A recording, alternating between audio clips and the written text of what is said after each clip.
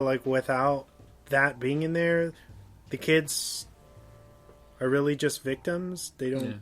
Yeah. I feel like that is their gratifying moment, but it just should have been something different. Well, they were also helping fighting the soldiers too, though. True. Yeah. Like when that one kid, he's like, "Waste this dick, Logan." Yeah. Amazing part. How about the scene where he's Logan's finally like, I think he says, "Well, this is what it feels like," and then he just dies. Yeah, that was rough. He's basically he got to know what it felt like to actually die. Yeah. Or that's what it felt like to be a dad. Yeah, or to feel complete. They did a really good job with that line. It could go either way. Yeah, very open to like interpretation, but on a very good level, not just like a spinning top. What about with Daphne Keene and when they're in the car and she pulls out the map and she's like, "Míralo." This is a comic book. It's a comic book. See, Eden, see.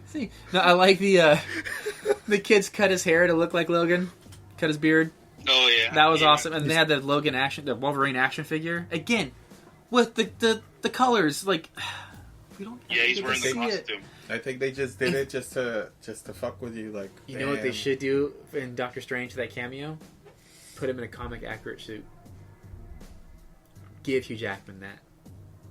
Dang. Again, do you think he would do that? Comic accurate suit? Yeah. Totally. He's not out of shape. No, I don't think he'll ever. And you don't even have to like show his arms. I mean, with the cowl, like just the cowl in the Wolverine, because it looked badass in the end credit for the Wolverine. Let's do like a medium close up. That's all you gotta do. True. Very true. Yeah, and like you don't even have to do makeup. We just gotta do makeup right here. Yeah. Swan facts? Yeah. Let's do it. All right. Hugh Jackman did literally carry Patrick Stewart when required to do so during filming. Stewart had actually dropped weight to portray Xavier as sickly. I think he dropped like 21 pounds for this role. Yeah, you can definitely tell. Think he used a number 2 or a number 1? Although a lot of the set designs were inspired by the Old Man Logan graphic novel, the story arc of the movie is very different from the actual story in the comic book. Did you guys read Death of Logan? No. Death of Wolverine, actually. Mm-mm. I went all 6 in 2 different variant covers. I got all the holographic variants. I got the holographic and then the Canadian one. Oh yeah, I got the Canadian one too. That was cool. I had to get that one. Yeah, that's a must for Wolverine. Sorry, my comic book nerd. Have you read the Wolverine versus Deadpool? No. No? I did read X-Men versus Dracula. I like that one. It was weird. So finishing my Swan fact. I'm sorry that I entered a really cool, fascinating story. The Swan facts. That so this movie Logan, it actually pulls more from the X-23 comic books rather than Old Man Logan. FYI. I'm sorry I interrupted that one. That awesome fact. Fuck off, dude. The composer behind the Drive soundtrack, Cliff Martinez, was originally supposed to produce the Logan soundtrack, but dropped out after working on the project for 6 months. Enter in Marco Beltrami, who actually did the Scream soundtrack a long time ago.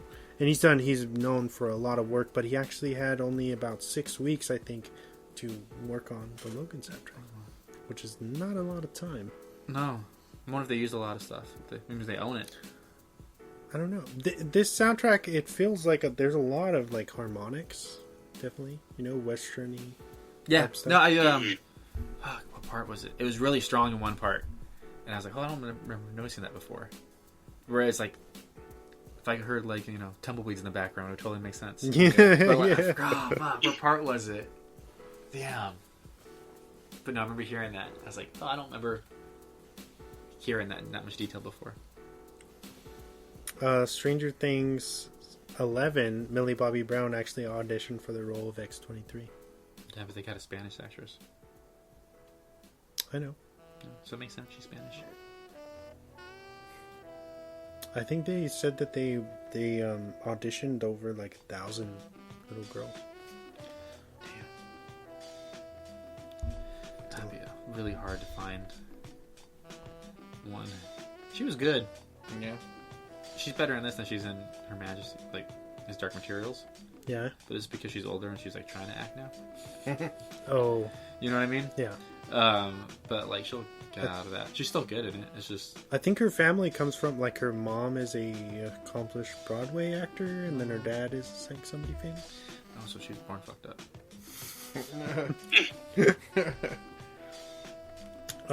Boyd Holbrook gained 10 pounds for his role as Donald Pierce, which I don't. You can't see it. Oh, it's the metal arm. It's 10 pounds heavier than his regular arm. Oh, that's it. That's it. You only really see him. You only really see him with the shirt on for like 2 minutes. Yeah. Oh yeah, and he has a tank top. When he's Yeah. like, he's working on his arm or something. That one. But you know Yeah, what? yeah. If you get into a comic book movie, can you write off a personal trainer and a personal staff because you need it for work? Yeah, but I think they were saying that he gained Yeah. gained weight. Trainer to gain weight to look big. No, like not muscle. Really? Yeah, This regular it said- 10 pounds? it said Doesn't fat, look yeah. like it. It said fat. Yeah. Where's his belly? I think he's wearing a fucking vest and a bomber the whole time. Still, maybe in his face. Maybe. That's So what I'm I'm trying saying. to Like think, I like- can't see. I never. It's I in the mean, gold tooth. Yeah. So I'm trying to think of the Narcos, if his face was skinnier or not.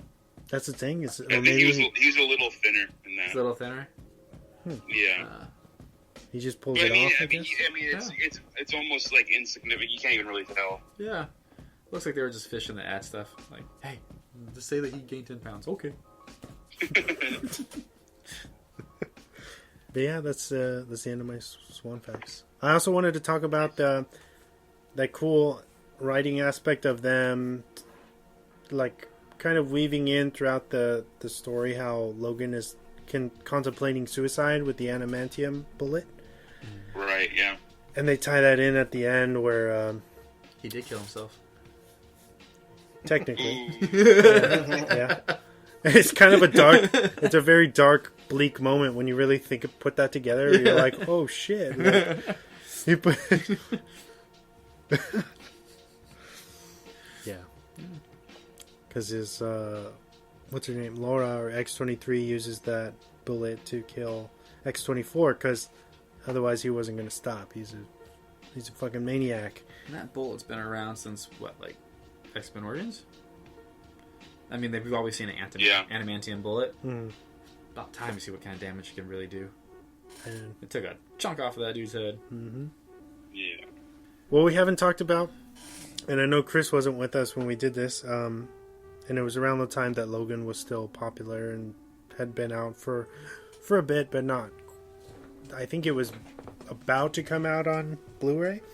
We did a monochromatic screening at Digital Gym, which did very well. It was our first, I think it was our debut, like our first ever movie event. That was really fun. And it was awesome. I know James is saying that this is the first time he's watched Logan again since that night because it's probably so hard to top. But yeah, watching the monochromatic black and white version of this on the big screen was awesome. Especially knowing because nobody else played this in San Diego. You had to go to LA or like, New York to see it. And that's why I was like, fuck it, like let's take the podcast and sponsor this event, and they let us do it, and it sold the place sold out, and so it was awesome. It was crazy. How do you guys feel about like black and white? So like Mad Max. Yeah, Was it the Chrome or whatever? we also did that one. Yeah, I know you told me. Logan, and then the Snyder Justice League. The preview that just recently, like they came out, is in black and white, and he wants people to see it in black and white. How do you feel about superheroes, bright, colorful heroes in black and white?